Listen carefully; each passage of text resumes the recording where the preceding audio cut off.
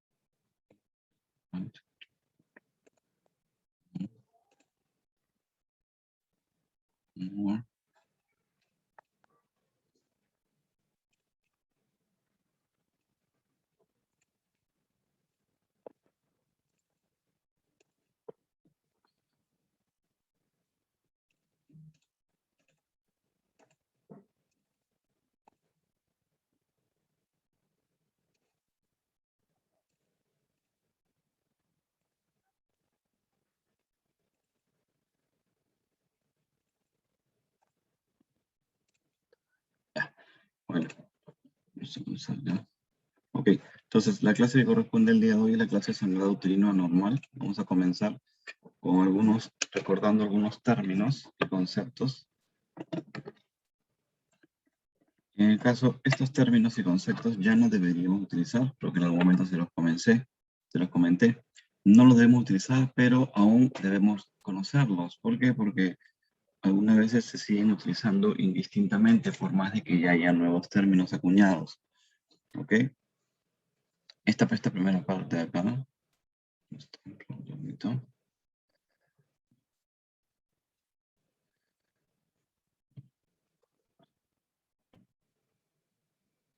Ya. Entonces, esto es como se caracterizaba anteriormente o se conceptualizaba el sangrado menstrual. Este concepto lo tenemos desde el año 1980, publicado en el British Journal de Ginecología, ¿no? Acá decía que la regla duraba normalmente 28 más menos 7 días, ¿no? O sea, en un rango de 21 a 35. La duración de sangrado era de 4 días en promedio con un rango de 1 a 8 y la cantidad de sangrado era de 50, en promedio de 50, más menos 30, ¿ok? Entonces, esto es lo que se decía anteriormente. Cualquier característica fuera de esto, fuera de esta normalidad se consideraba normalidad. ¿Cuándo era normal? Cuando la regla duraba menos de 21, más de 35, cuando duraba más de 8 días, o cuando el sangrado era mayor de 80. Bueno, esto ya se modificó, ¿no? Se ha modificado desde el año 2011, ¿no? Que la FIGO publica el sistema PALCOIN.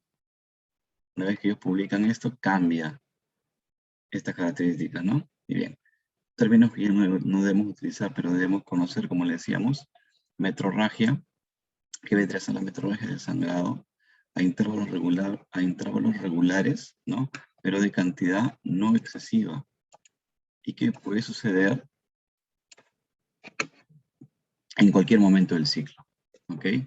Este es importante diferenciarlo del sangrado intermenstrual, ¿no? Del sangrado intermenstrual o del spotting intermenstrual, porque la metrorragia sucede en cualquier momento, ¿no? En cualquier momento fuera de la fecha cercana de la siguiente menstruación, mientras que el sangrado intermenstrual o el spotting intermenstrual tiene que ser por lo menos días antes o días después.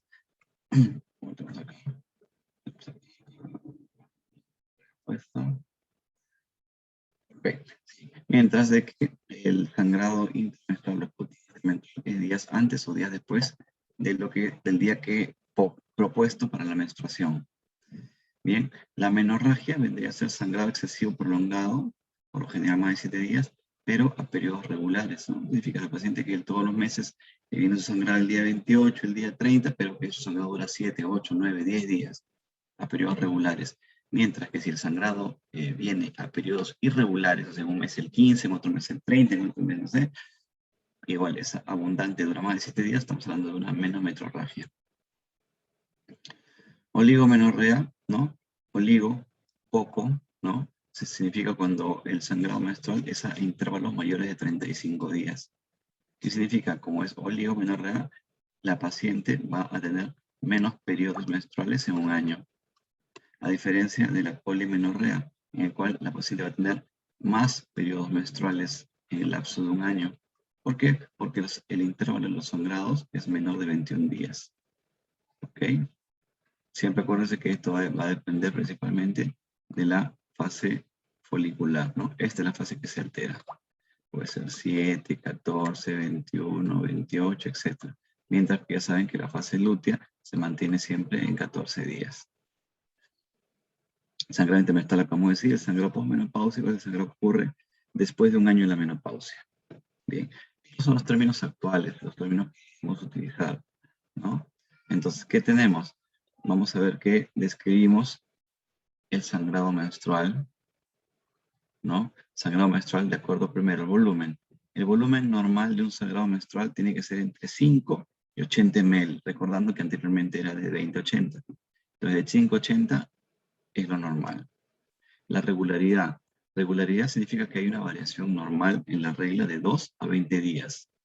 ¿Ok? Entonces, si tu regla te viene en un mes en el día 20 y al mes siguiente te viene en el día 30, esta variación es normal.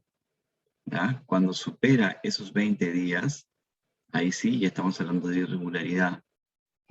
¿Ok?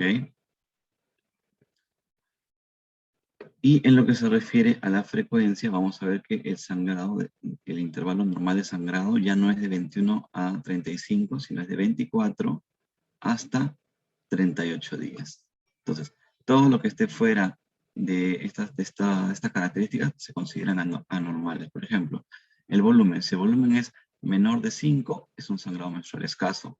Si es mayor de 80, es un sangrado menstrual abundante, ¿no? SMA, sangrado menstrual abundante.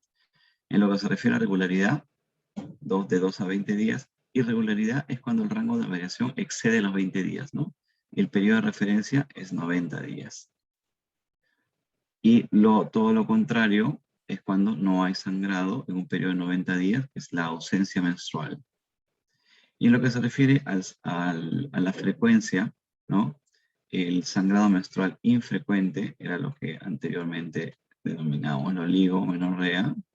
En este caso es cuando el intervalo de sangrado es de más de 38 días. ¿Ok?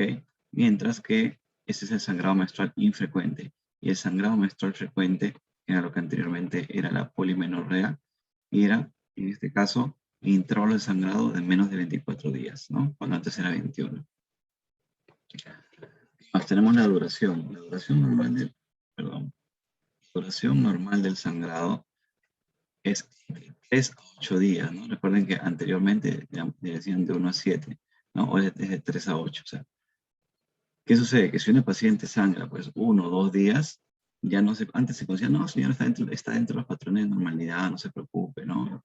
Es una variación normal. Bueno, no, vamos. Cuando tenemos sangrados de 1 o 2 días, es un sangrado menstrual corto, ¿no? Mientras que si el sangrado menstrual es de más de 8 días, es un sangrado menstrual prolongado. En lo que se refiere a sangrado uterino no menstrual irregular, tenemos el sangrado intermenstrual, ¿no? Este es el que ocurre entre ciclo y ciclo y es normalmente ligero o corto, ¿no? Diferenciar del manchado premenstrual o spotting, el cual suele ocurrir o días previos o días después, pero ¿a quién? Al ciclo menstrual. Es el spotting. Normalmente el spotting está relacionado al uso de agua, ¿no? Y el sangrado postcoital es un sangrado que ocurre posterior al coito, como lo dice el nombre, ¿no? En lo que vendría a ser el sangrado fuera de la edad reproductiva, tenemos el sangrado postmenopáusico que no ha variado. Es el sangrado que ocurre un año después de la menopausia, ¿no? O sea, después de que la paciente tiene 12 meses sin menstruación y está en la menopausia, ya no debe haber sangrado nuevamente. Si hubiera sangrado, o se pusiera un sangrado postmenopáusico, inmediatamente la indicación es hacer una biopsia endométrica, ¿no? Para descartar patología maligna. Y la menstruación precoz es esta jovencita de que menstrua antes de los 9 años. ¿Ya? 9 años. Recordando que el promedio normal de la menstruación es a los 12 años, ¿no? 12.7 años en niñas caucásicas, 12.1 años en niñas afroamericanas.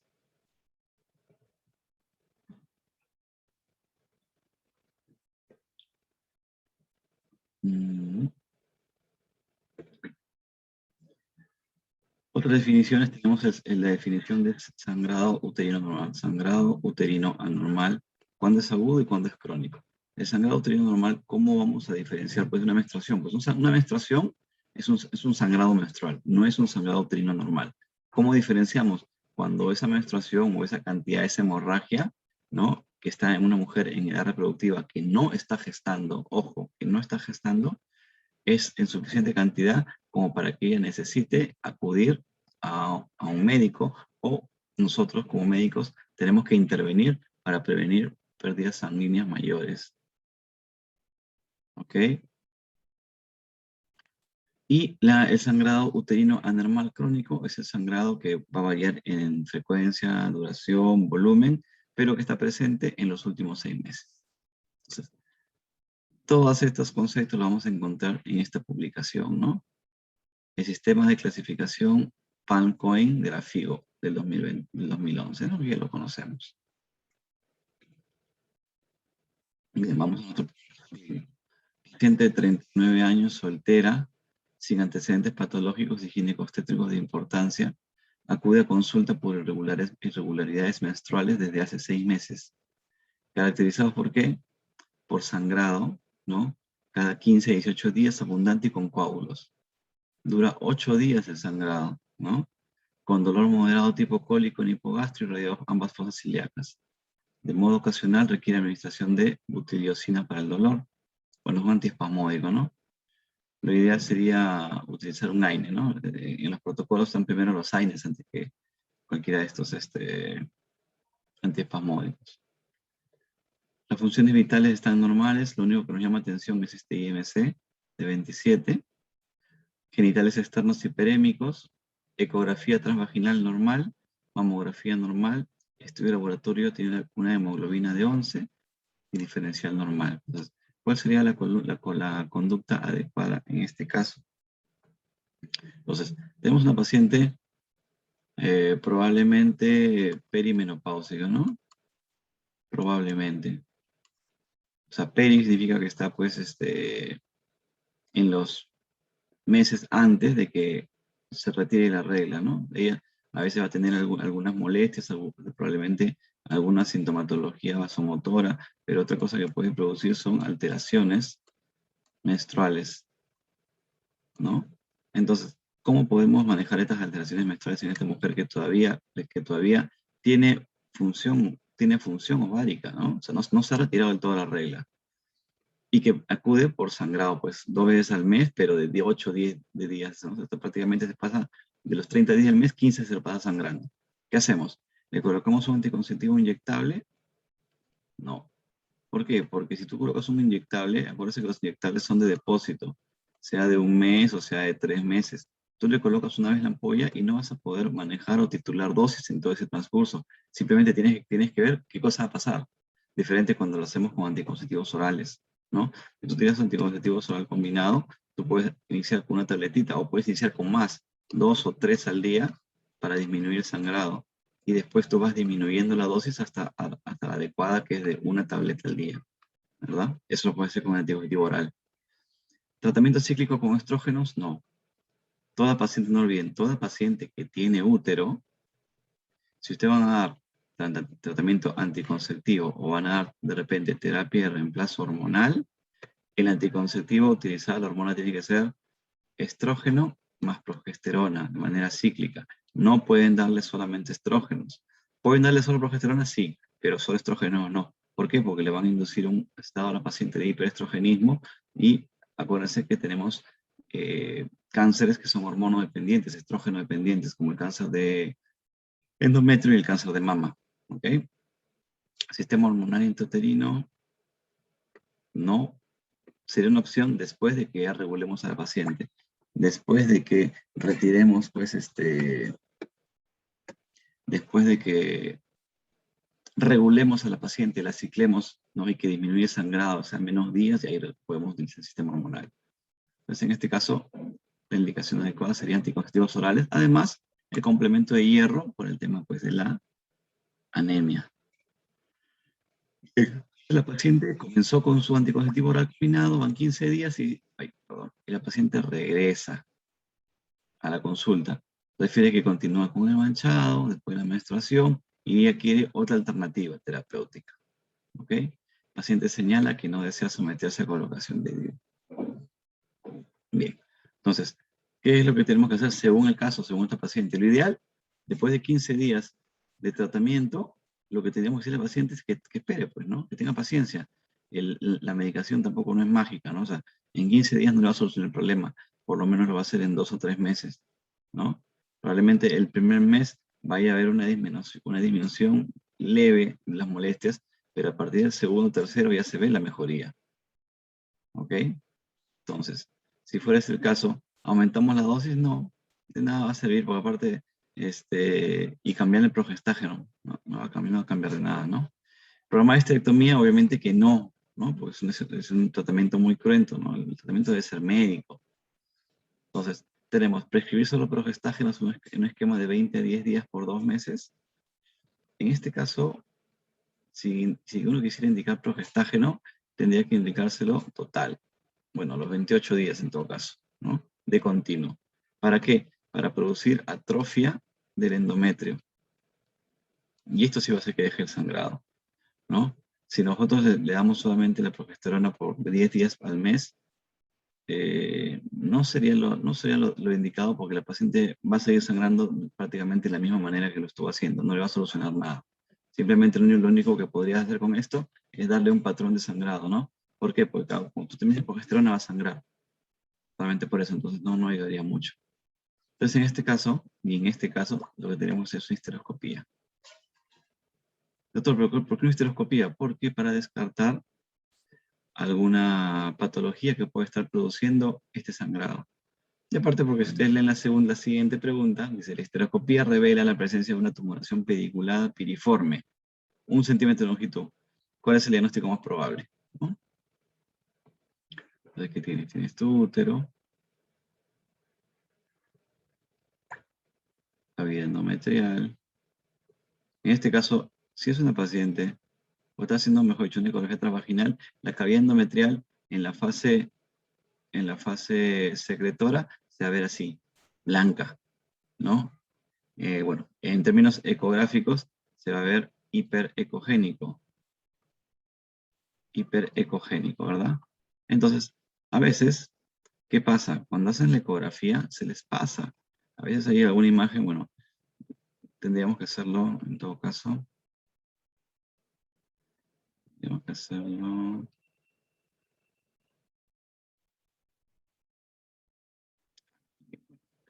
Imaginemos que esta es la cavidad.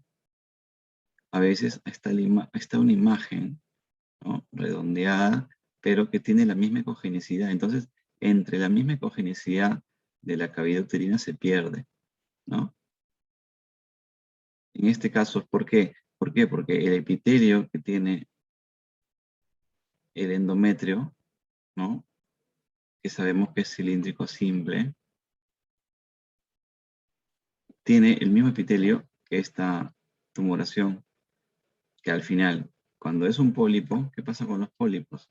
Los pólipos es un crecimiento desmesurado de la mucosa, pero sigue siendo la misma mucosa, por ende, su epitelio es el mismo, cilíndrico simple. A diferencia de cuando tenemos, por ejemplo, un mioma, cuando tenemos un mioma que su tejido su epitelio es muscular, vamos a ver que se dibuja acá y se va a notar la diferencia. ¿Por qué? Porque la ecogenicidad de acá va a ser la misma ecogenicidad de acá. ¿Ok?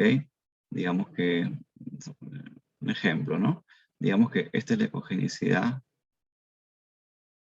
del útero, del miometrio. Vamos a ver que el mioma va a tener esta misma ecogenicidad, a diferencia del pólipo, el que tiene la ecogenicidad que tiene la cavidad endometrial. ¿Ok? Por ende, y aparte por el tamaño de la tumoración, por el hecho de ser pequeña, por el hecho de ser pediculada, lo más probable es que sea un pólipo, ¿no? Y esa es nuestra respuesta.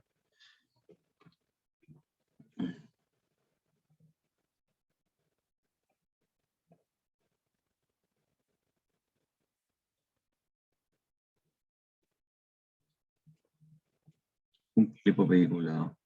¿Podría ser en cáncer? ¿Esta imagen? No. ¿No? Acá lo que no sé, porque supuestamente en la pregunta viene esta imagen. Bueno, esta imagen no, pues el cáncer es algo totalmente desorganizado, crecimiento pues exofítico, pero así por todos lados, todo feo, del endometrio, con zonas de sangrado, zonas de isquemia, se ve una desgracia, ¿no?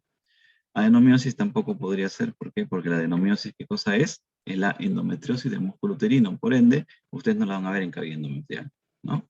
Pudieron haber estado sus alternativas en estas dos. Y ya saben por qué es un pólipo y no un mioma, ¿no? Por el tipo de epitelio, como se vería en ecografía. Acá está respondido, pero bueno, en consecuencia, previa autorización, ¿cuál es la conducta indicada de la paciente? La conducta indicada sería hacer una histeroscopía quirúrgica. O sea, ustedes entraron con histeroscopía diagnóstica, encontraron el pólipo, y bueno, inmediatamente, lo ideal es hacer la diagnóstica quirúrgica al mismo tiempo, ¿no? Pues se hacen una diagnóstica, por ejemplo, con un histeroscopio flexible, y después lo van a programar otro día para hacerle la quirúrgica, se pierde tiempo, ¿no? Aparte de costo-beneficio, pues no vale la pena. Entonces, lo ideal sería hacer la histeroscopía con un aparatito de estos, ¿no? ¿Cómo se llama este aparatito? Esto se denomina resectoscopio. Resectoscopio. Es el mismo aparatito que utilizan nuestros amigos urólogos, ¿no? ¿Para hacer qué cosa? Para hacer el RTU, ¿no?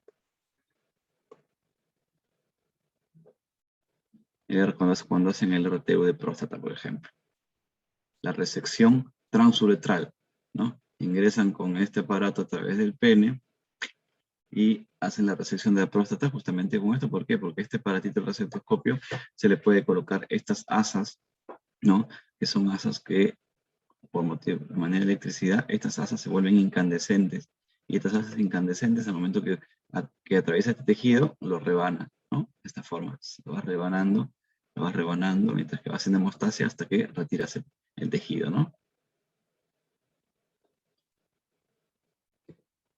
Entonces, si ustedes han visto cómo lo hacen, este aparatito, o sea, está por dentro, ¿no? Por dentro de acá, cuando ustedes accionan este gatillo, sale, ¿no? Y regresa. Y al salir y regresar es que hace estos cortes, ¿no? Va y viene, va y viene, ¿no? Y hace el corte con el asa incandescente.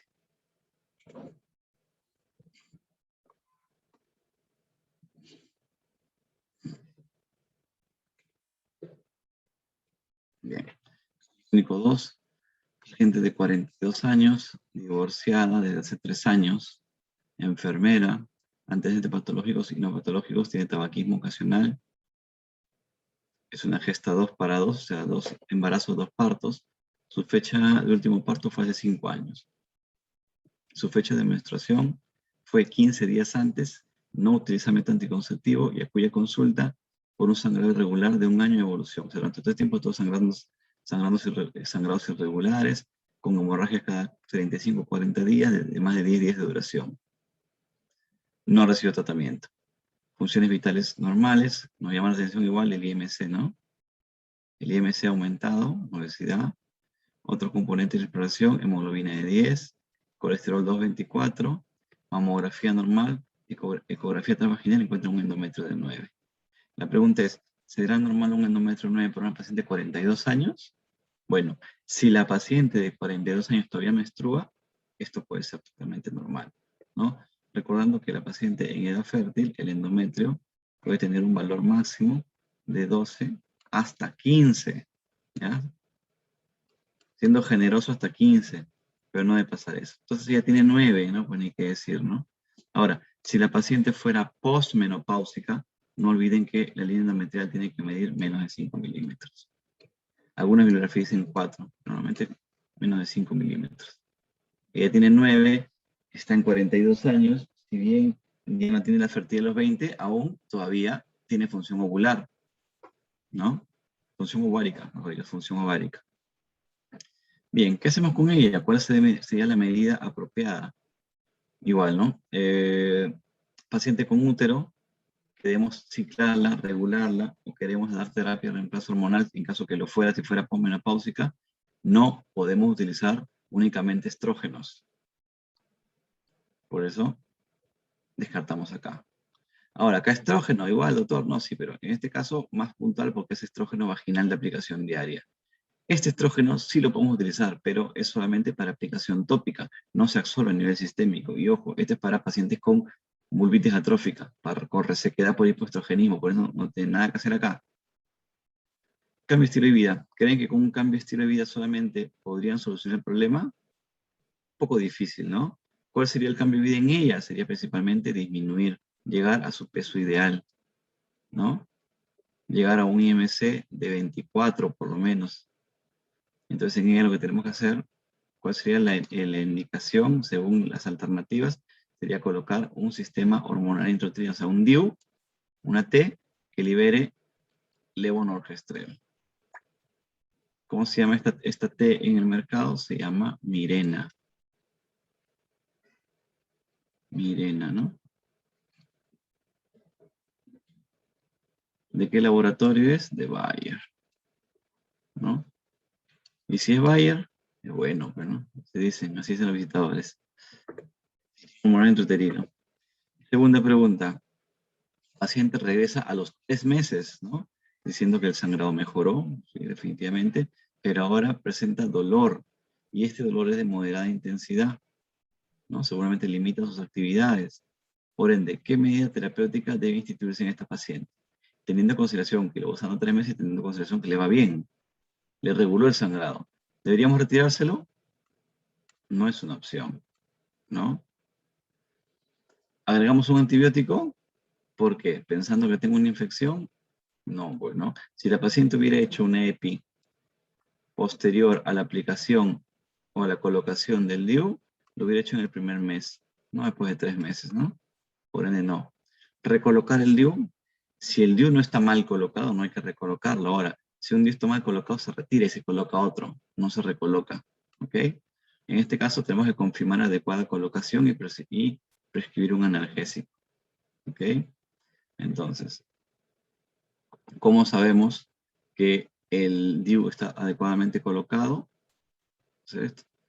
Hacemos ecografía.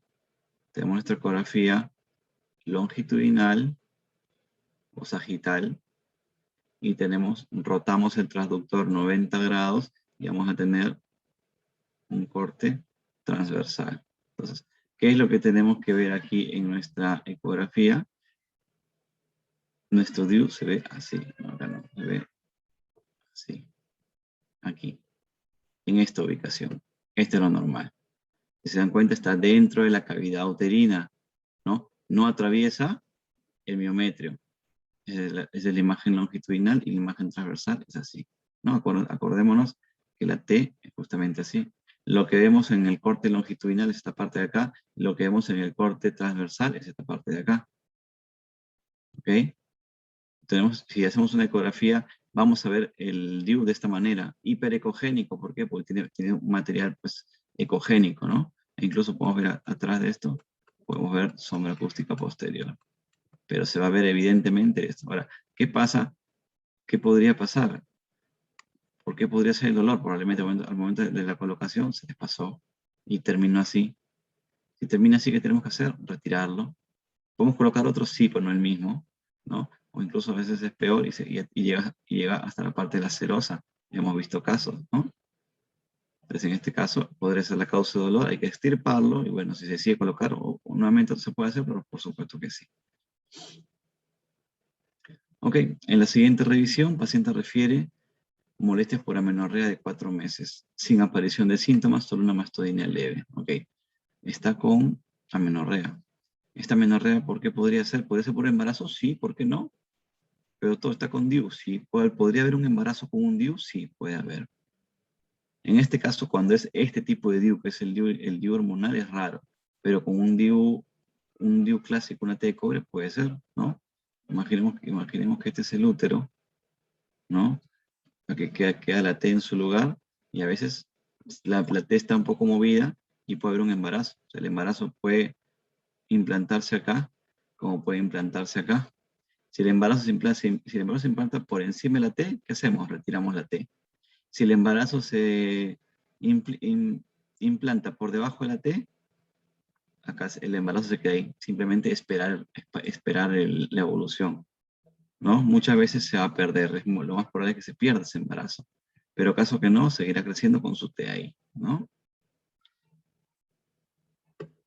Ahora, si tenemos la menorrea, ¿retiramos el dispositivo? No, porque previo acuérdense que tenemos que hacer una ecografía en caso de que haya un embarazo.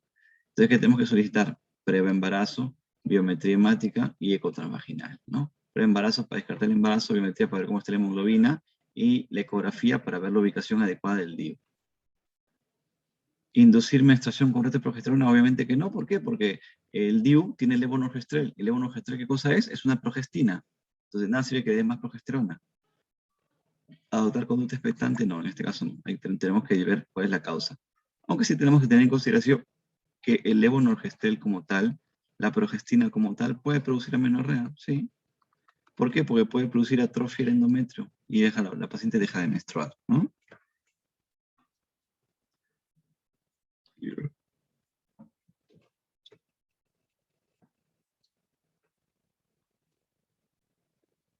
Disculpe, el sueño es lo que tipo borde. La paciente vuelve a consulta, ¿no? Los estudios de laboratorio son normales, la prueba de embarazo ha sido negativa, ¿ok? No era embarazo, ¿no? Hemoglobina de 11, la ecografía normal, una línea endometrial de 6, perfecto, antes de 9 era 6. La paciente tiene temor al embarazo, en consecuencia, ¿cuál es la conducta a seguir? ¿Habrá posibilidad que se embarace? Claro, pues, ¿no? Entonces, ¿qué hacemos? Retiramos el DIU. Si le retiramos el DIU, pues de nada va a servir, pues todo el tiempo que lo está utilizando va a venir nuevamente con el sangrado y no va a tener un método para cuidarse. ¿Por qué? Porque a los 42 años puede embarazarse. Sí, puede embarazarse, ¿no? A veces, el ovario dispara sus últimos óvulos y tiene la mala suerte, o buena suerte en algunos casos, de embarazarse, ¿no? Puede darse el caso. Porque hay un ligero pico de aumento de la fertilidad antes de que se retire completamente la regla. Y muchas mujeres en ese último pico no se están cuidando porque dicen, no, ya la regla no me viene un mesito, meses, no, y justo cuando le va a venir, ya no le viene, se embarazaron, ¿no? ¿El tratamiento consiste en utilizar anticonceptivos para conseguir? No. ¿Por qué? Porque supuestamente está con el DIU liberador. O sea, si estás con el DIU liberador del levonorgestrel, no necesitas más anticonceptivos. Eso es más que todo. Entonces, realmente lo que tenemos que hacer es decirle al paciente, explicarle que el método es más que suficiente, ¿no? Que es un buen método y es más que suficiente para evitar un embarazo. Su clínico es acá, esto es lo que les comentaba hace un rato, ¿no? Paciente de 34 años de edad, con antecedentes químicos tétricos. En el caso de ella, tiene vida sexual activa desde los 30 años. El método anticonceptivo es el preservativo. Sin antecedentes de importancia, acude a consulta por presentar alteración de los ciclos menstruales de 3 meses de evolución. Aumento del sangrado durante sus ciclos. Se solicita EcoTV que revela la imagen de la figura a continuación. Entonces, miren acá. Primero, yo creo que es obvio de que esto de aquí es el borde del útero, ¿verdad? Hasta ahí creo que no hay problema. Esta es la sonda de ultrasonido. Entonces, miren acá. Aquí está la cavidad endometrial. Y miren esta imagen. Ven que por acá está el endometrio y ven esta imagen de acá. Una imagen nodular de bordes regulares que miren, tiene la misma ecogenicidad que el músculo uterino. ¿Ok? Entonces, esto difícilmente va a ser un pólipo, pues no, lo más probable es que esto sea un mioma. Ahora, si quieren le quieren hacer el Doppler, activan el Doppler, ¿no? ¿Y qué cosa es lo que van a encontrar? Si fuera un pólipo, solamente encontrarían así, su pedículo vascular. Pero cuando es un mioma, van a encontrar, por lo general, así. Vascularización en toda la tumoración. Bien. Entonces, en este caso, ¿cuál es el diagnóstico más probable? En este caso, es un mioma.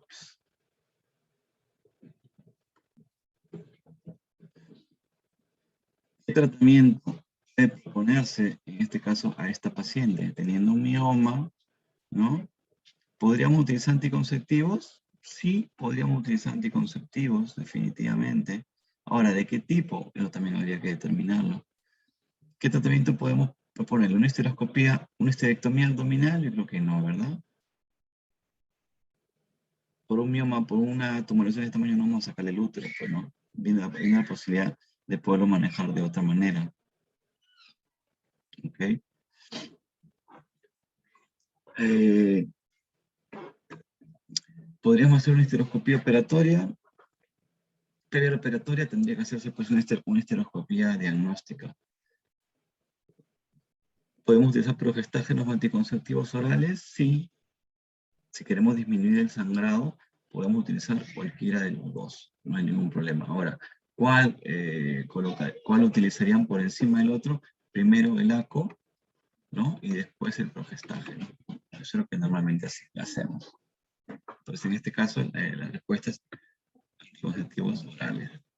Y la gente se señala que desea un método anticonceptivo de alta efectividad, pero no desea embarazarse. Ahora, la paciente está utilizando preservativo y le ha ido bien. Entonces, la opción podría ser continuar con preservativo, en este caso. DIU de cobre no, porque si tiene una tumoración intrauterina no podemos colocar un DIU, pues igual que también hay sistema liberador de levonorgestrel, ¿no? En este caso, podría ser cualquier otras alternativas, y en este caso, en especial, es el uso de preservativo, porque ya utilizaba preservativo, le ha ido bien con preservativo, ¿no? Podemos continuar con preservativo.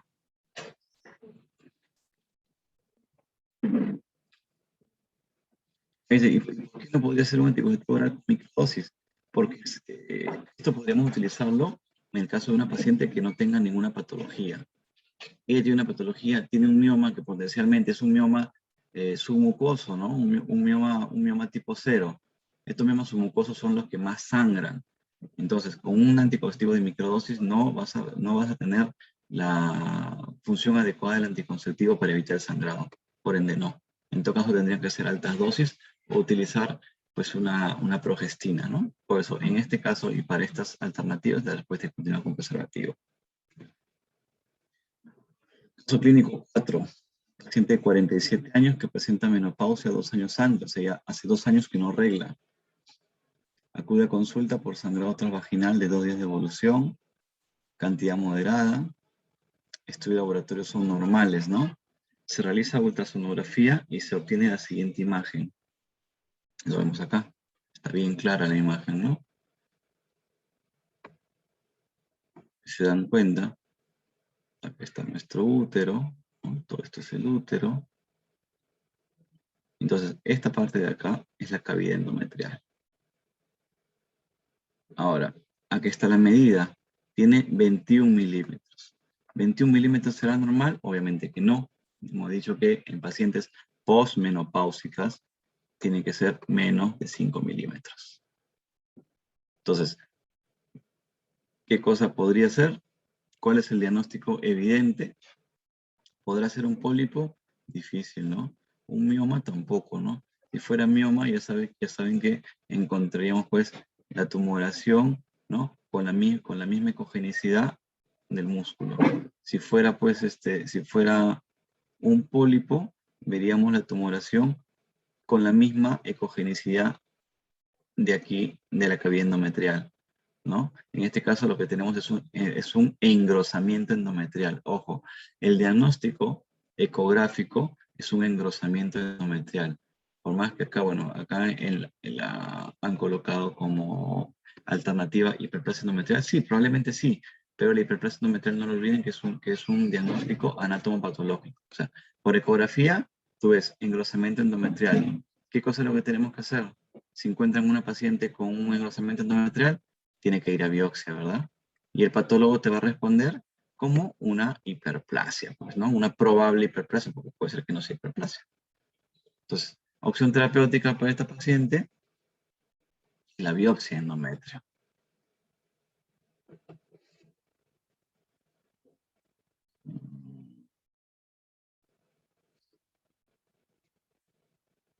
No tenemos dudas hasta ahí, ¿verdad? Lo que se hace. Menopausia con sangrado tiene que ir a biopsia. Así ese endometrio no sea 21, de repente sea 10 o sea 8, tiene más de 5, va a biopsia. Caso clínico 5. 5, paciente de 14 años, jovencita. Soltera. Perdón. Núbil, estudiante de secundaria, antecedentes patológicos no, negativos, ¿no? Acude a consulta bueno, la lleva la mamá a la consulta, lo más probable, por hemorragia uterina irregular de 4 meses de evolución cada 15 días. Con una duración de 8 días, se la pasa más de 15 días del mes sangrando. Se acompaña con dolor y coágulos. A la exploración física tenemos conjuntivas pálidas, una presión de 170, frecuencia cardíaca de 88, frecuencia respiratoria de 28 y MC 24. O sea, toda su función está normal y su MC también está normal, ¿no? El resto de exploración es normal. Tiene una hemoglobina de 9.8, pruebas de coagulación normal, ¿no? Ultrasonografía abdominal, se delinea un endometrio de 15 y los restantes estudios son normales, ¿no? Habíamos dicho que en edad fértil puede ser lo normal hasta 12, siendo un poquito generosos hasta 15, con algunas bibliografías. Ella tiene 15. Entonces, ¿qué pensamos en una paciente joven que tiene sangrados abundantes 2 veces al mes? Lo que pensamos es de que el eje hipotálamo, hipófisis, ovario está inmaduro, ¿no? Si fuera una paciente posmenopáusica que también va a tener sintomatología parecida con tema de sangrado, ya no va a ser por un eje inmaduro, sino más bien va a ser por declinamiento de la función ovárica. ¿Ok? Entonces, este es en menarquia y este es en, bueno, menopausia, no más grande, menopausia. Entonces, ambos, las pacientes perimenárquicas y las pacientes perimenopausia se caracterizan por tener ciclos anovulatorios, ¿no? ¿Qué significa ciclo anovulatorio? Significa que la FSH hace su función, recluta los ovocitos, empiezan a desarrollarse los ovocitos. ¿Qué hacen estos ovocitos? Empiezan a producir ¿qué cosa? Estradiol. ¿Y qué pasa con el endometrio? ¿No? El endometrio...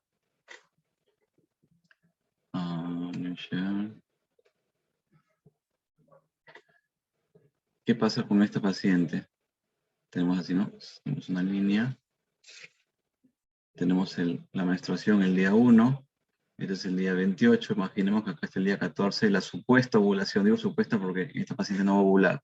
¿Qué pasa con el endometrio de esta paciente? La FSH recluta los folículos producen estradiol y el endometrio va haciendo esto. Va engrosando, va engrosando, va engrosando para hacerse receptivo.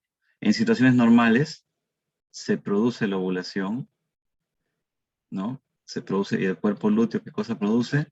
Produce progesterona, ¿verdad? ¿Y esta progesterona qué hace? Mantiene el endometrio estable. Transforma el endometrio proliferativo, ¿no? Endometrio proliferativo lo transforma en endometrio secretor. ¿Para qué? Para hacer un endometrio receptivo.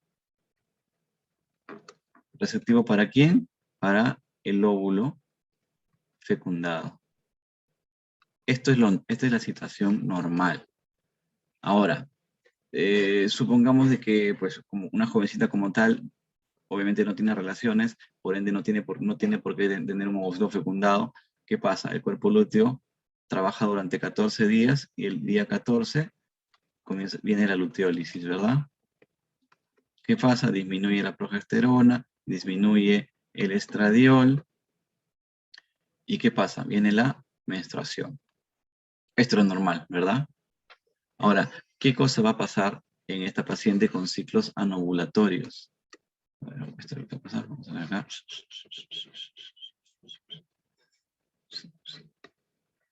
¿Qué cosa va a pasar en esta paciente con ciclos anovulatorios? O sea, al haber un ciclo anovulatorio, significa de que obviamente no ha habido ovulación. Entonces, si no ha habido ovulación, ¿qué cosa pasa?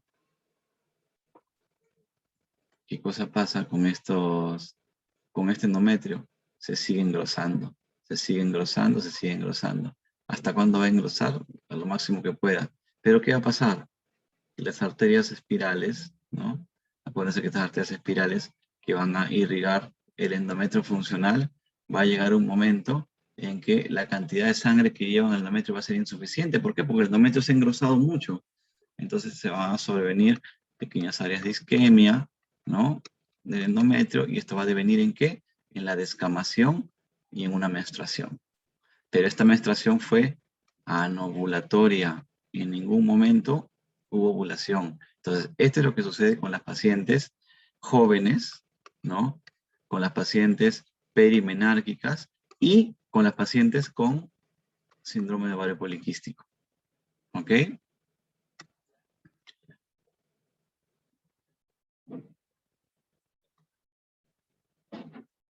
Bien, va.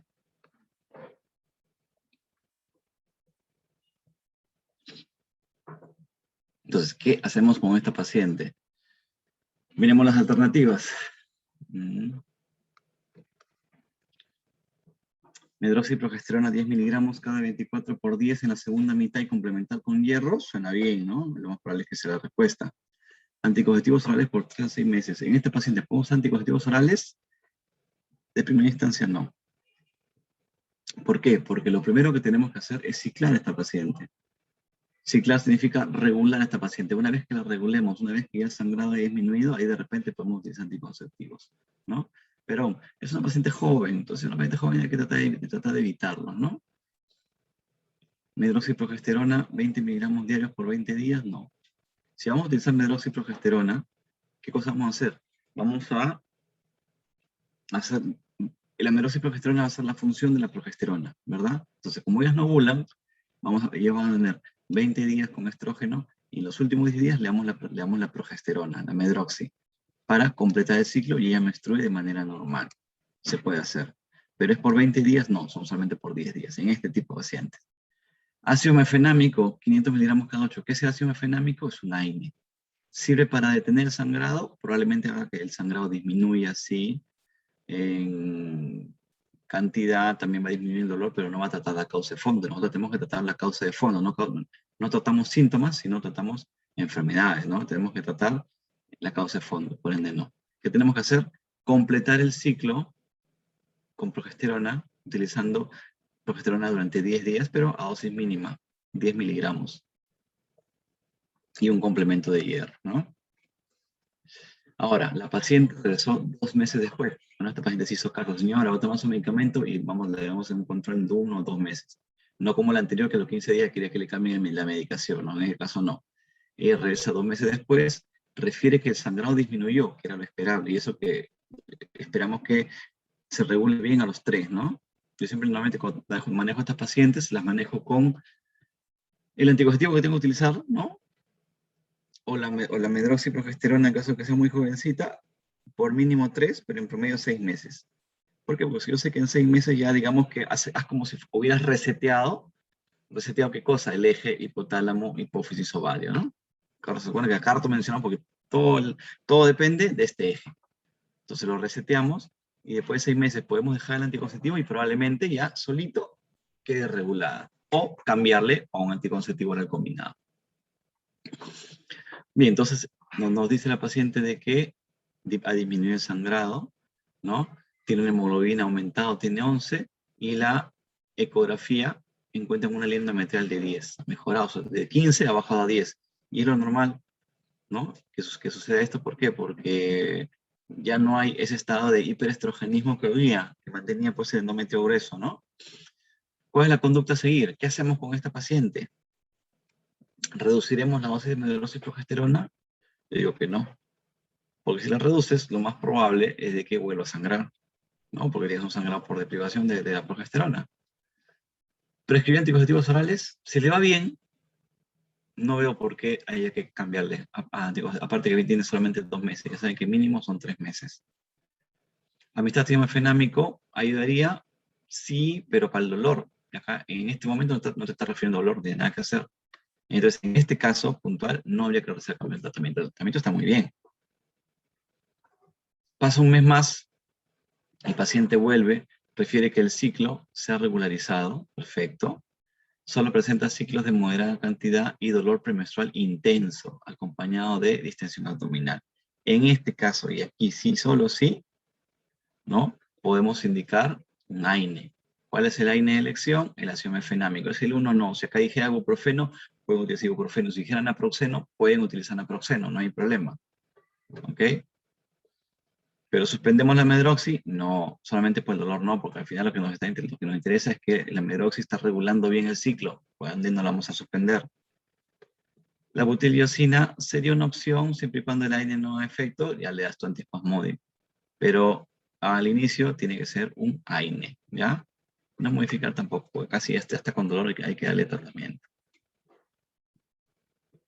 Caso clínico 6. Miren, es una paciente de 39 años, casada, antecedentes patológicos, madre diabética, padre con cáncer de colon en remisión. El antecedente ginecostétrico es una gesta 3, 2 partos, un aborto. El esposo está sometido a vasectomía. Fecha de último parto hace 6 años.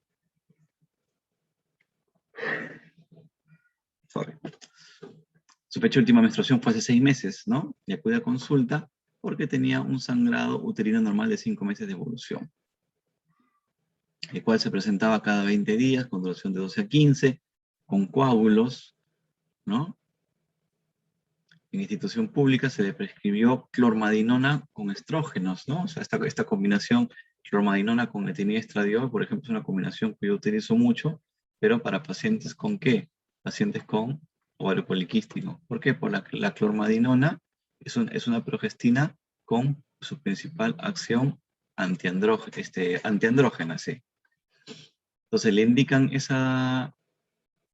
le prescriben esa medicación, pero más bien no experimenta mejoría, más bien el sangrado aumenta. Disculpen chicos, disculpen, el sueño a veces gana. En la actualidad presentó mareos y cefalea en 2 oportunidades, astenia dinamia, ¿no? Probablemente está haciendo una anemia. Exploración física, presión normal, frecuencia cardíaca normal, respiratorio normal, y miren, otra vez, ¿no? El IMC ha aumentado. O sea, si el IMC ha aumentado, que quede grabado que tiene mucho que ver con los sangrados uterinos anormales, ¿no? Aparte de ser un factor de riesgo para cáncer de endometrio. De mucho cuidado. Mantenerse siempre en su peso ideal, en su IMC ideal, ¿no? Resto de la exploración normal. Estudio de laboratorio muestran hemoglobina de 9.2. Una mamografía normal. Ultrasonografía vaginal. Más de 5 folículos de 8, un endometrio de 16. Está pasando este endometrio igual, ¿no? Útero de dimensiones normales, la paciente declina el DIU. Entonces, si declina el DIU, ¿qué podemos hacer con esta paciente? ¿No? Es una paciente ya, es todo lo contrario a la anterior. La primera paciente, la paciente del caso anterior, y la paciente, perdón, perimenárquica. En este caso, ella es perimenopáusica. No se le retiró la regla, pero está seguramente pues, en ese interín, ¿no? ¿Qué hacemos con esta paciente? Igual, está con sangrado de duración de 12 a 15 días. Pues, entonces, con un sangrado de 12 a 15 días, si queremos descartar, no le vamos a dar anticonceptivos a dosis bajas, pues tendría que ser dosis altas en todo caso. ¿Vamos a sacarle el útero? No, tampoco. O sea, no, por un sangrado uterino normal no la saca el útero. Aparte, este sangrado uterino normal, acuérdense que el sangrado uterino puede ser estructural y puede ser funcional. El estructural son todas las patologías del PAN, ¿verdad? Pólipo, adenomiosis, leiomioma, malignidad. Y todas las patologías funcionales son el COEIN, ¿no? Coagulopatía, alteraciones ováricas, alteraciones endometriales, iatrogénicas y no clasificado. Entonces, si estamos frente a un proceso funcional, el tratamiento va a ser médico, ¿no? Si es un proceso estructural, probablemente pueda ser quirúrgico, ¿no? Pero principalmente el tratamiento es médico. Utilizamos ácido mefenámico cada 8 por una semana, le podrá disminuir el sangrado probablemente en ese momento, pero no va a tratar la causa de fondo, por ende no. Entonces, nuestra indicación en este caso es la medroxiprogesterona de 10 miligramos por 20 días y complemento de hierro. ¿Ok? Doctor, ¿pero por qué más días? ¿Por qué? Porque es una paciente de más edad donde tenemos que evitar, como les decía, los estados de hiperestrogenismo, ¿no? Entonces, la jovencita de 14 sí necesita sus 14 días de estrógeno, pero la paciente de 39 no. Basta con que tenga una semana de estrógeno, ¿no? El paciente acude 15 días después y refiere que ha experimentado mejoría. Que no ha experimentado mejoría. Puedes leer por mi imagen. En consecuencia, sugiere una nueva medida terapéutica. ¿Qué es lo primero que tenemos que decirle? Señora, paciencia, paciencia, ¿no? ¿Por qué? Porque en 15 días no se va a solucionar el problema. Entonces, ella pide de todas maneras una medida terapéutica. Ok, si no quieres cambiarle la medicación, porque no deberías cambiar la medicación tan pronta, y como estamos manejando una dosis en vía oral, ¿qué significa? Que podemos titular dosis. Entonces, si estábamos con medroxiprogesterona de 10, ¿qué hacemos? La subimos a 20, pues. ¿Ok? Esa es tu respuesta. Anticonceptivo oral a dosis baja, no. Cuando se trata de sangrado uterino normal son, acuérdense, dosis altas. Histerectomía, no. ¿Por qué? Porque es un problema funcional. Problema funcional, tratamiento médico. Ablación del endometrio, no creo que sea lo indicado en esta paciente. Todavía está joven, no le veo la intención de quemar el endometrio. Porque saben que al hacer la ablación del endometrio, para comenzar, primero, tiene que tener una biopsia endometrio. Eso es lo primero. Antes que cualquier cosa. O sea, no pueden hacer simplemente la ablación, pues, ya vamos a quemarte el endometrio para que no sangres. No. Tiene que tener primero una biopsia. Como no tiene biopsia, no podemos hacer la ablación de endometrio. Aparte, después de la ablación del endometrio, la paciente ya simplemente ya no va a sangrar. ¿Por qué? Porque como toda esa ablación del endometrio, ¿qué cosa es lo que vas a quemar? Vas a quemar el endometrio funcional, vas a quemar el endometrio basal. Ambos. ¿Qué cosa vas a dejar? Solamente una cicatriz. ¿Por qué? Porque lo haces, bueno, pues hay diferentes métodos, pero ¿qué haces? Al quemar estos dos, tienes que quemar e incluso por lo menos de unos 2 a 5 milímetros por debajo del endometrio basal, ¿no? Para asegurarte pues, de que ya no va a crecer nada, ¿no? Y esto es parte del miometrio. Ok, paciente regresa después de un mes, o sea, un mes estuvo ya con la medroxiprogesterona de 20 miligramos. Sangrado disminuyó, claro, pues mayor dosis, pues disminuye el sangrado, ¿no? Pero aún es irregular y no tolera la dosis del fármaco. Ok, ¿por qué? Porque le produce seguramente náuseas, le produce cefalea, siendo una progestina, ojo. Acuérdense que cuando uno utiliza un método anticonceptivo, terapia de reemplazo, lo que puede producir las cefaleas, por lo general, son los estrógenos, ¿no? Así como las náuseas. Pero la progesterona a altas dosis también puede producirlo. ¿Bien? Tiene una línea endometrial de 9. La mujer desea saber si existe otra alternativa terapéutica. ¿Ok? Entonces, en este caso, ¿reducimos la dosis de progestágeno? Ya no.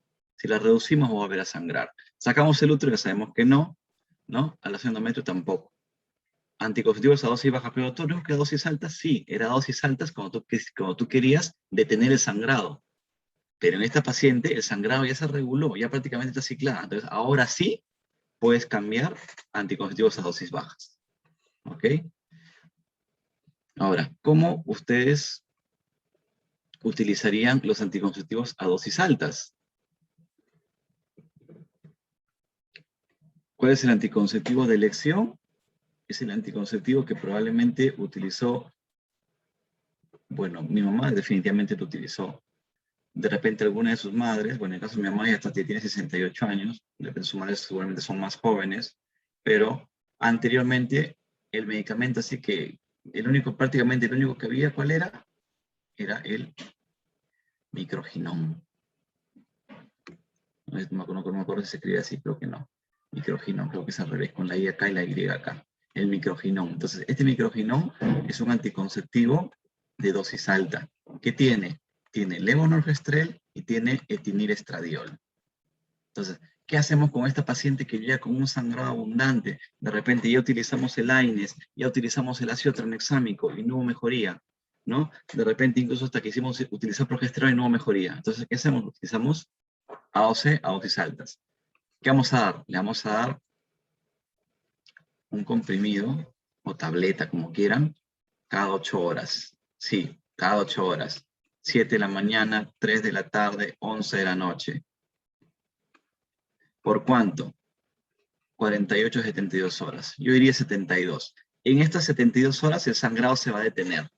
Se va a detener, van a ver que se va a detener el sangrado, ¿no? Entonces, continuamos, pero vamos a continuar con la medicación. Luego, pasan los primeros 3 días, al día siguiente, el día 4, vamos a darle un comprimido cada 12 horas. Por ejemplo, 7 de la mañana, 7 de la noche. ¿Por cuánto? 48 horas. O sea, van 2 días más de tratamiento. Ahí van 5. Y al día 6 ya la pasamos a un comprimido cada 24 horas, como normalmente se toma. ¿Cuántos días? Tenemos que darle 16 días.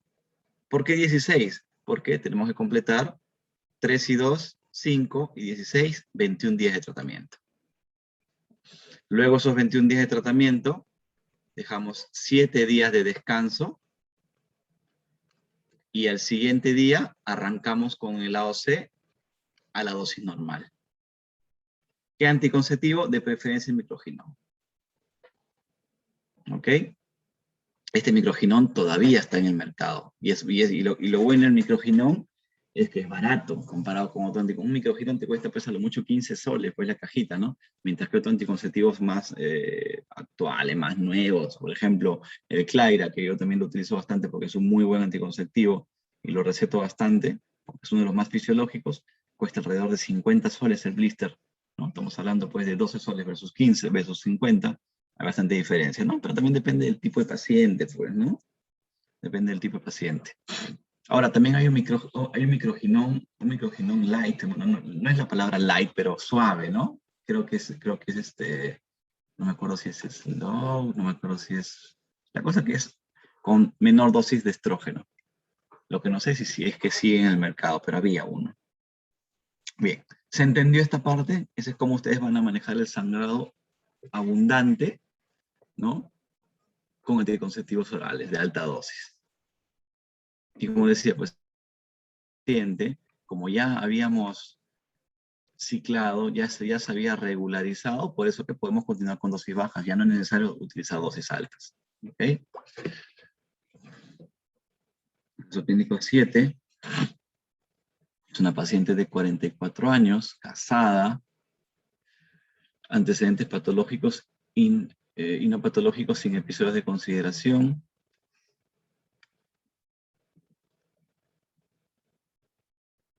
Es una gesta 3 para 0 CT, o sea, 3 embarazos, 3 cesáreas. Fecha en última menstruación hace 4 años. Se le hizo una salpingoclasia en la última cesárea. Salpingoclasia es el BTB, ¿no? La ligadura de trompas. No hay síntomas vasomotores, solamente no tendría por qué haber, al menos por la ligadura, ¿no? Por los 44 años, si no hay síntomas vasomotores, significa de que todavía ese ovario todavía sigue funcionando en cierta medida, ¿no? No como uno de 20, pero sigue funcionando. Acude a consulta por presentar sangrado moderado con coágulos, acompañado de dolor de 10 días de evolución. Sangrado con coágulos, 10 días de evolución.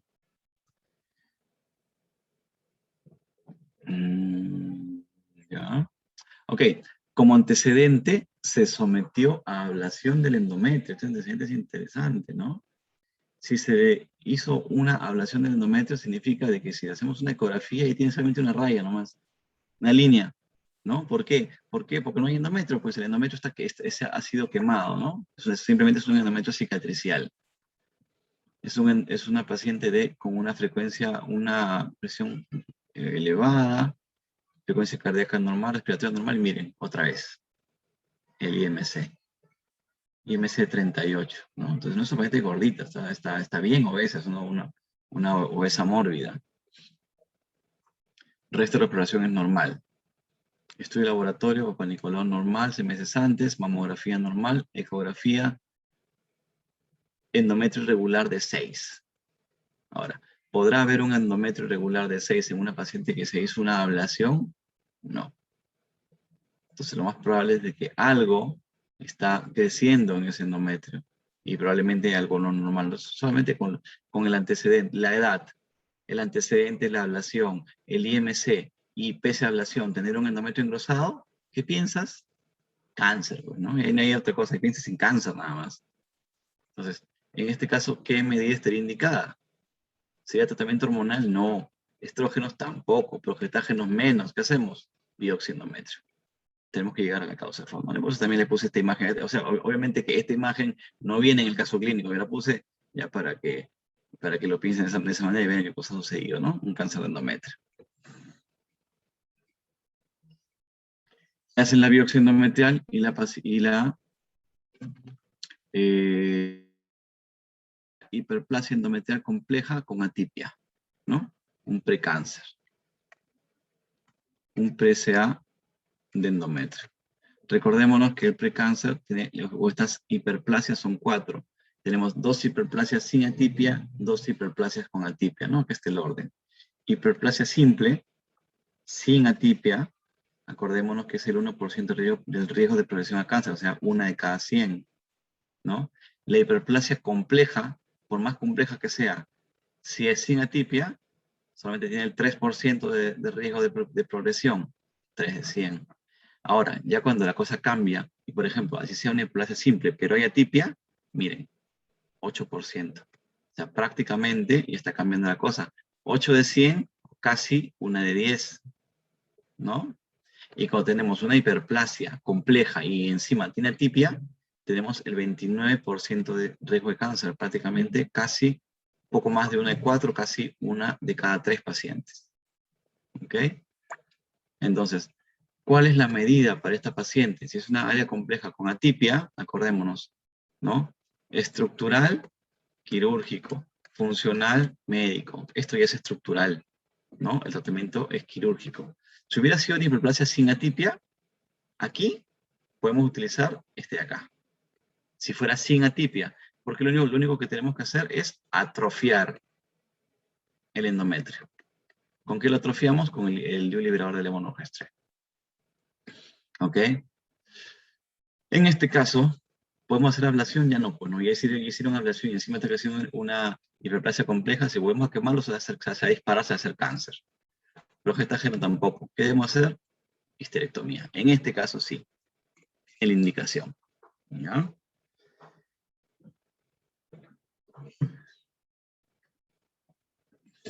Caso clínico 8, paciente de 18 años, soltera, estudiante. ¿Dónde está mi? No tiene antecedentes de importancia. Como antecedente gineco-obstétrico, fue menor que fue a los 15, 3 años antes, fue por consultar por presentar menstruaciones cada 2 a 3 meses. Duración de 10 días, exploración física, todo normal, el IMC está un poco por debajo de lo normal, el resto de la exploración general es normal. Los estudios de laboratorio son normales, a excepción por el patrón hormonal, ¿no? FSH 3.2, LH8, prolactina 88, TSH normal. Ok, entonces acá lo que nos debe llamar la atención es el valor de la prolactina, ¿no? Más que el valor de la FSH y la LH, porque estos valores son muy variables. Los valores de FSH y LH va a depender del momento que se tome la muestra. Va a depender si es fase proliferativa o es fase lútea. Va a depender de la edad de la paciente, etc. En cambio, la prolactina siempre debe ser menos de 25. Entonces, si les preguntan en un examen, les van a preguntar la prolactina, pues, ¿no? Entonces, si ustedes se acuerdan que el valor normal de prolactina es menos de 25 y tiene 88, este es el problema. Ahora, ¿la hiperprolactinemia puede producir amenorrea? Sí, puede producir amenorrea. ¿Ok? ¿Puede producir sangrado? Sí, un sangrado posterior a la amenorrea, claro que sí. ¿No? No se olviden de que tanto la célula de la teca como la célula de la granulosa, ambas tienen receptores para prolactina. ¿No?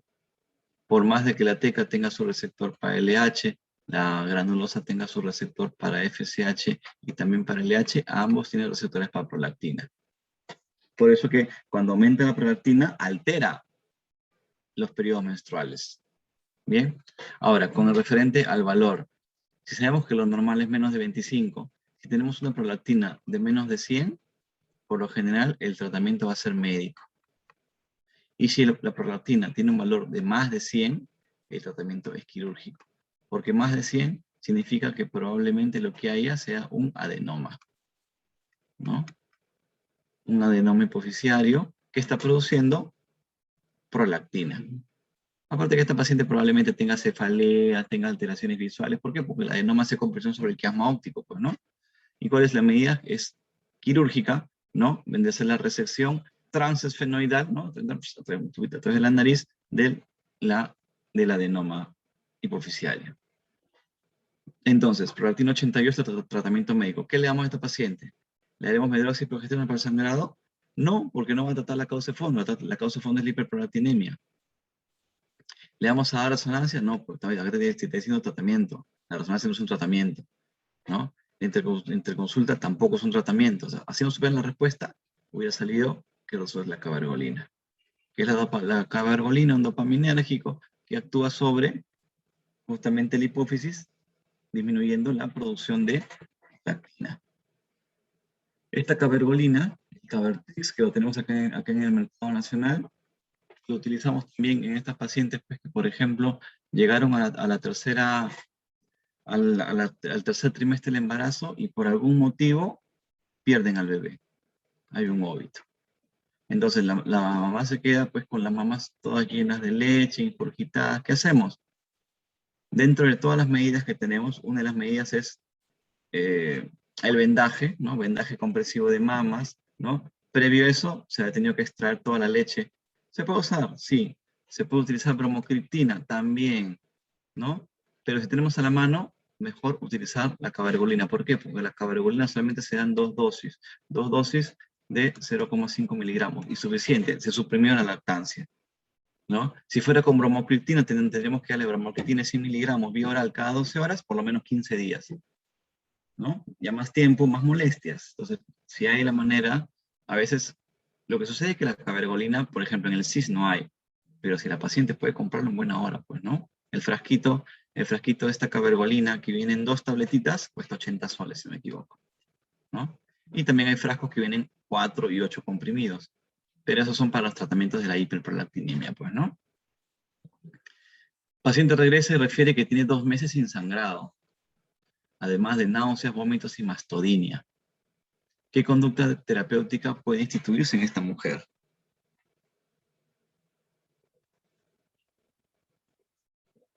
Perdón. ¿Disminuir la dosis? No, la dosis de la cabergolina está actuando muy bien. ¿Repetir titulaciones? Podría ser. ¿Cambiar dopaminérgico? No. Pero, ¿qué cosa sucede cuando tú le das la cabergolina? Activas nuevamente el eje hipotálamo hipófisis ovario. Entonces, esta paciente potencialmente, teóricamente, podría embarazarse. Tiene náuseas, vómito y dolor, mastodinia, ¿no? Falta acá, lo único que falta acá es ganas de tejer ropones, ¿no? Prueba embarazo. Ahora, en caso de que la prueba de embarazo sea positiva, ¿qué medida es la más indicada? ¿Qué debemos hacer? Suspendemos la cabergolina, ¿no? No podemos continuar con cabergolina. ¿Por qué? Porque la prolactina es necesaria dentro del curso normal del embarazo. Necesitamos la prolactina, ¿no? Para ir preparando esa mama para la lactancia. Entonces tenemos que suspenderla. Continuamos con el mismo régimen, no, reducimos, no, sustituimos, no. En este caso, suspendemos la cabergolina. Esa es nuestra respuesta.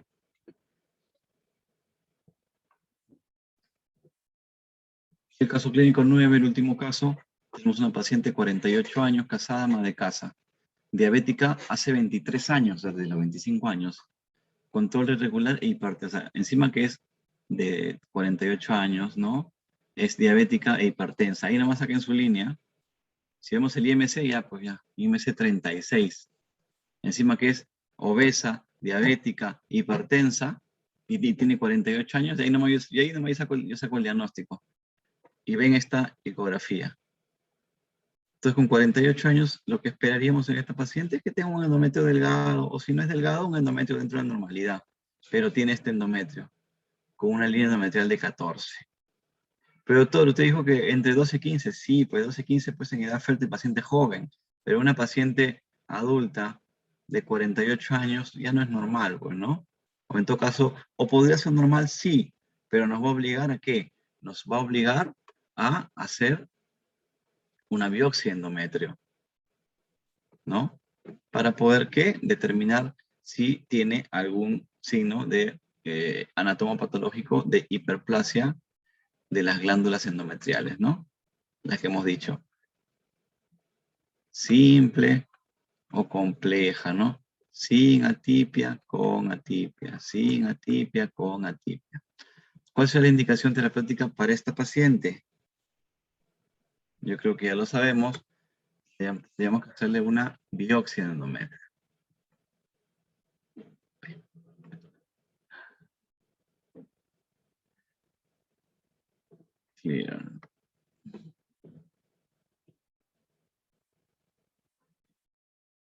Biopsia endometrio. Entonces, la paciente regresa y se le informa que la biopsia endometrio identificó una hiperplasia endometrial simple. Y si no me dice nada, es porque es sin atipia. Entonces, su riesgo de progresión al cáncer es 1 en 100. Tratamiento debería ser tratamiento médico. La paciente declina la colocación del DIU, ¿no? Una indicación sería colocarle su DIU, ¿no? Colocarle acá su T, pero su T, su Mirena, ¿no? Su dispositivo liberador de levonorgestrel. ¿Por qué? Para producir, ¿qué cosa? Atrofia endometrial. Pero dice, no, no quiero un DIU. ¿Cuál sería la otra opción? Histerectomía. Ya dijimos que no.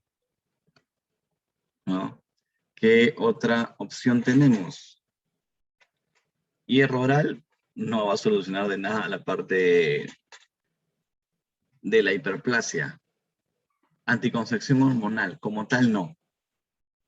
¿Ok? ¿Por qué? Porque la anticoncepción normal incluye, pues, la dosis de estrógenos. Entonces, lo que tenemos que hacer es mantener el estrógeno que tiene la paciente en su cuerpo y complementarlo con progesterona, ¿no? Entonces, una opción es esa. Mejor dicho, esta es la buena. Entre las alternativas que tenemos acá.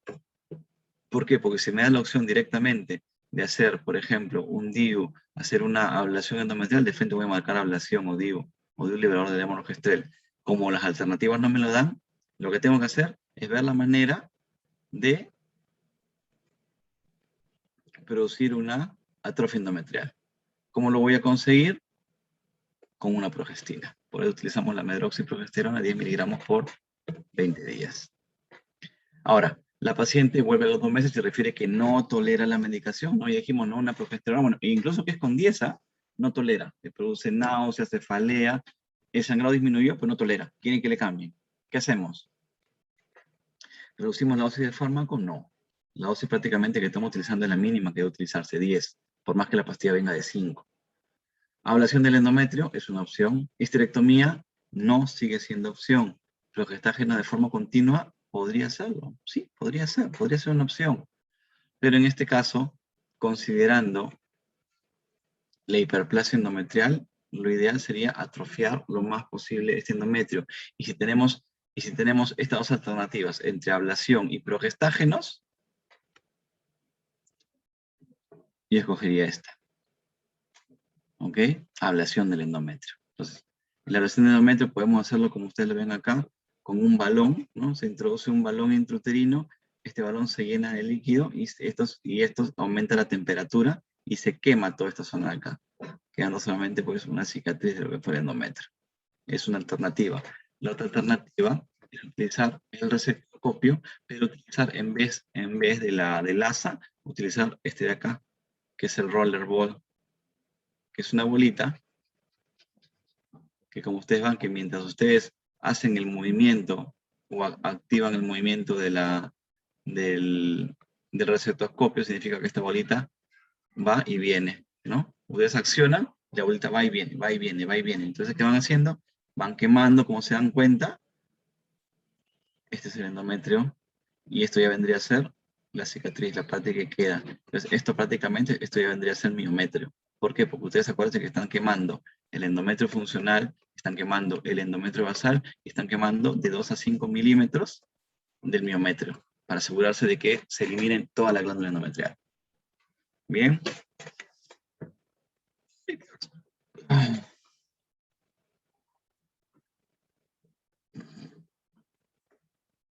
Esas son las referencias.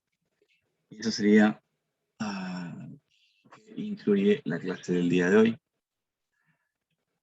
No sé si tuvieran alguna pregunta, alguna duda, algún aporte.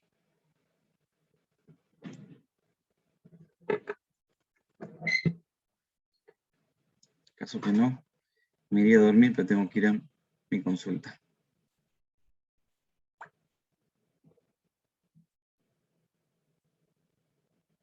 A la Privatelli. Así que, bueno chicos, eso sería todo entonces. Muchísimas gracias por su atención. Yo quiero suponer que si no hay preguntas es porque han entendido muy bien.